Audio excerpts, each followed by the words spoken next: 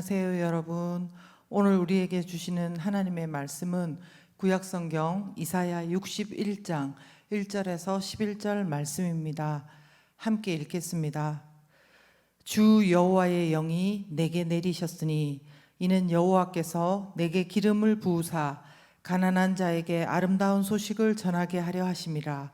나를 보내사 마음이 상한 자를 고치며 포로된 자에게 자유를, 갇힌 자에게 노임을 선포하며 여호와의 은혜의 해와 우리 하나님의 보복의 날을 선포하여 모든 슬픈 자를 위로하되 무릇 시온에서 슬퍼하는 자에게 화관을 주어 그 죄를 대신하며 기쁨의 기름으로 그 슬픔을 대신하며 찬송의 옷으로 그 근심을 대신하시고 그들이 의의 나무 곧 여호와께서 심으신 그 영광을 나타낼 자라 일컬음을 받게 하려 하심이라. 그들은 오래 황폐하였던 곳을 다시 쌓을 것이며 옛부터 무너진 곳을 다시 일으킬 것이며 황폐한 성읍 곧 대대로 무너져 있던 것들을 중수할 것이며 외인은 서서 너희 양떼를 칠 것이요 이방 사람은 너희 농부와 포도원 지기가 될 것이나 오직 너희는 여호와의 제사장이라 일컬음을 받을 것이라. 사람들이 너희를 우리 하나님의 봉사자라 할 것이며 너희가 이방 나라들의 재물을 먹으며 그들의 영광을 얻어 자랑할 것이니라. 너희가 수치 대신에 보상을 배나 얻으며 능욕 대신에 몫으로 말미암아 즐거워할 것이라. 그리하여 그들의 땅에서 갑절이나 얻고 영원한 기쁨이 있으리라. 무릇 나 여호와는 정의를 사랑하며 불의의 강탈을 미워하며 성실히 그들에게 갚아주고 그들과 영원한 언약을 맺을 것이라. 그들의 자손을 문나라 가운데에 그들의 후손을 만민 가운데에 알리리니 무릇 이를 보는 자가 그들은 여호와께 복 받은 자손이라 인정하리라. 내가 여호와로 말미암아 크게 기뻐하며 내 영혼이 나의 하나님으로 말미암아 즐거워하리니 이는 그가 구원의 옷을 내게 입히시며 공의의 겉옷을 내게 더하심이 신랑이 사모를 쓰며 신부가 자기 보석으로 단장함 같게 하셨음이라.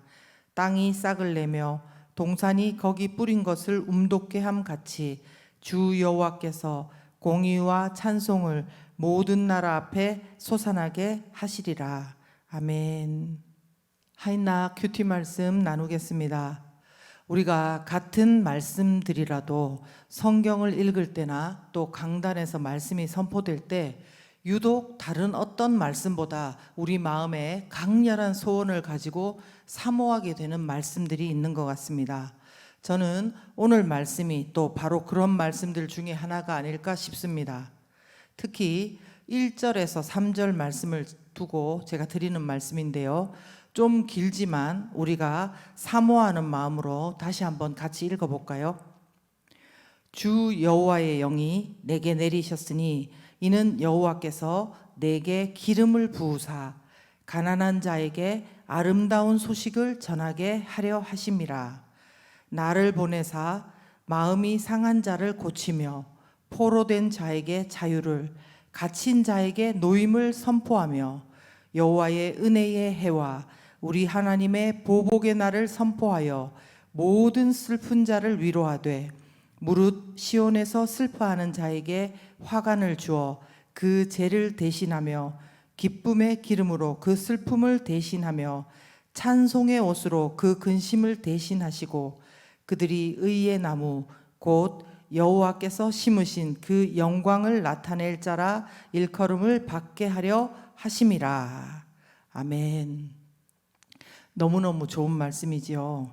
죄로 인해서 뼈아픈 회개의 자리와 모든 근심과 모든 슬픔의 자리에 있는 자들에게 완전히 반대로 구원과 회복과 고치심과 또 자유함을 입고 기뻐하게 하시겠다니 이 얼마나 기대가 되는 말씀입니까? 근데 이 말씀도 참 좋은 말씀이지만 이 구절을 조금만 더 한 번만 더 읽어보신다면 더 중요한 부분들이 있습니다. 뭐냐 하면 바로 주 여호와의 영이 내게 내리셨으니 여호와께서 내게 기름을 부으사 나를 보내사 이런 부분들입니다. 주 여호와 하나님께서 나에게 여호와의 영을 내리셨고 또 내게 기름을 부으셨고 나를 보내신다는 말씀입니다. 즉, 이 좋고 귀한 말씀들을 통로되어 전하는 자들이 있고 그 사람 중에 하나가 바로 우리라는 것입니다. 오늘 이 말씀을 저는 저와 여러분이 우리 각자에게 주시는 하나님의 귀한 음성으로 받을 수 있기를 간절히 바랍니다. 물론 여기에서 주 여호와의 영이 내게 내리셨으니 했을 때 이 말씀을 하고 또 받고 있는 사람은 먼저는 1차적으로는 이사야 선지자를 두고 하는 말입니다. 이사야 선지자에게 주어진 성령의 역사이고 또 이스라엘 백성들을 향한 이사야의 사명입니다. 그런데 이 말씀은 그냥 이사야의 사명으로 그치지 않습니다. 누가복음 4장을 보면 예수님께서 나사렛 회당에 들어가셔서 이사야의 이 글을 읽으시면서 당신의 그리스도로서의 사명을 밝히시며 인용하신 말씀인 것입니다. 즉, 궁극적으로 이 말씀은 예수님께서 직접 밝히신 예수님 당신의 사역이며 또 예수님이 이루신 일들이라는 것입니다. 그러므로 예수 그리스도를 믿음으로 하나님의 자녀가 되고 이 땅 가운데 예수님을 따라서 예수님의 영으로 오늘도 충만하게 살기를 원하는 우리에게도 무관한 말씀이 아닌 것입니다. 만약 우리가 내 안의 문제만을 바라보고 세상이 말해주는 나를 축소시켜서 규정 짓고 제한하지만 않는다면 오늘도 이 말씀은 우리의 가정과 교회를 향한 그리고 이 땅을 향한 하나님께서 우리에게 주신 뜨거운 사명의 말씀이 될 수 있는 것입니다. 깨어지기 쉬운 유리그릇과도 같은 우리에게 주 여호와 하나님의 성령이 내린다면 우리도 주님께서 보내시는 그 길을 갈 수가 있는 것입니다. 누구에게요? 누구에게 간다는 말입니까? 도대체 하나님의 누구에게 우리를 보내고자 하십니까? 1절에 보시면 하나님은 바로 가난한 자에게 아름다운 소식을 전하기 위해 이사야를 보내셨고 또 예수님을 보내셨고 우리들을 보내신다는 것입니다. 가난한 자가 누구냐면 1절에 보시면 마음이 상한 자, 포로된 자, 갇힌 자, 그리고 2절에 보시면 모든 슬픈 자, 3절에 보시면 시온에서 슬퍼하는 자라고 말씀하십니다. 즉 이사야 당시의 정황으로는 이들은 마침내 바벨론 포로 생활을 하게 될 백성이고 또 돌아와서 무너진 예루살렘의 황폐한 모습을 보고 슬퍼하며 울게 될 백성들이 바로 가난한 자들입니다. 하지만 이들뿐만 아니라 지금 이 땅을 사는 우리도 예외는 아닙니다. 이 가난한 자라는 말은 그냥 경제적으로만 가난한 것을 말하는 것이 아니고 마음이 상하고 관계적으로도 포로가 되고 갇힌 듯한 상황, 이로 인한 슬픔이 가득한 또한 영적으로 갈급한 사람들을 포함한 말씀인 것입니다. 오늘도 하나님께서는 이들을 향해 아니 그 사람이 바로 나라면 이 가난한 사람이 바로 나 자신이라면 우리를 향해서 하나님의 영이 충만한 사람들을 세우셔서 아름다운 소식을 전하기 위해 보내고 계십니다. 또한 반대로 우리들에게도 바로 그들 가운데 나아가라고 지금 도전하고 계시는 것입니다.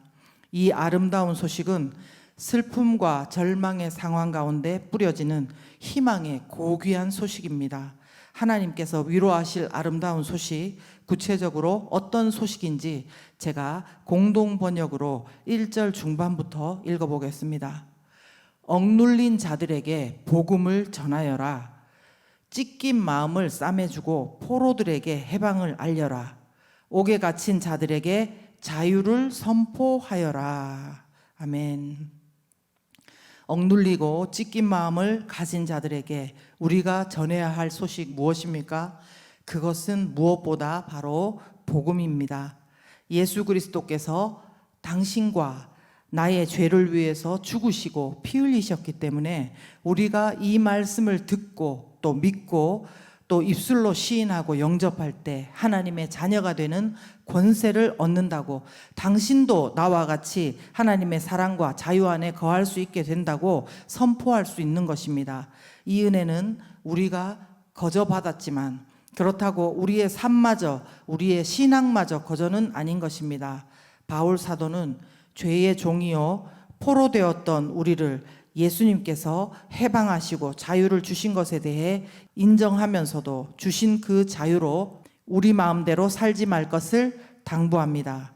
갈라디아서 5장 1절에서 그리스도께서 우리를 자유롭게 하려고 자유를 주셨으니 그러므로 굳건하게 서서 다시는 종의 멍에를 매지 마라. 13절은 또 이렇게 말씀합니다. 형제들아, 너희가 자유를 위하여 부르심을 입었으나 그러나 그 자유로 육체의 기회를 삼지 말고 오직 사랑으로 서로 종노릇하라. 아멘.